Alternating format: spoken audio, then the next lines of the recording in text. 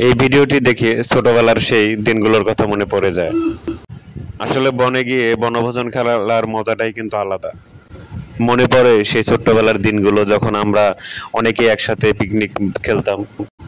আজ হয়তো বা আপনারা সবাই বড় হয়ে গেছেন, একজন এক জায়গায় চলে গেছেন, কেউ হয়তো বা কোনো একটা চাকরি করছেন, কেউ হয়তো বা ডাক্তার হয়েছে, কোনো বন্ধু হয়তো বা ক্রিকেটার হয়েছে, কোনো বন্ধু হয়তো বা ব্যবসা করছে, সবাই কিন্তু ছড়িয়ে ছিটিয়ে গেছেন। কিন্তু এগুলো দেখলে কিন্তু সেই ছোটবেলার সেই স্মৃতিগুলো ভেসে ওঠে।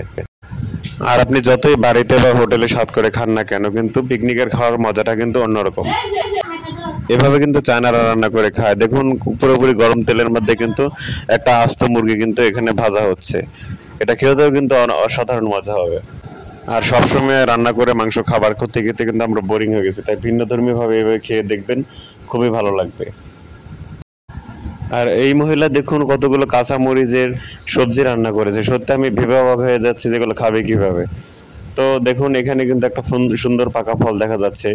এরকম ব্যতিক্রম ধর্মী ফল আগে দেখি না, এটা কাটার পরে দেখি কেমন দেখা যায়। দেখুন, সুন্দর একটি কিন্তু ছোট বিচির একটা ফল দেখা যাচ্ছে। এটা হচ্ছে বিদেশি আঙ্গুর। ভিডিওটি ভালো লাগলে লাইক এবং কমেন্ট করবেন। সবাইকে ধন্যবাদ।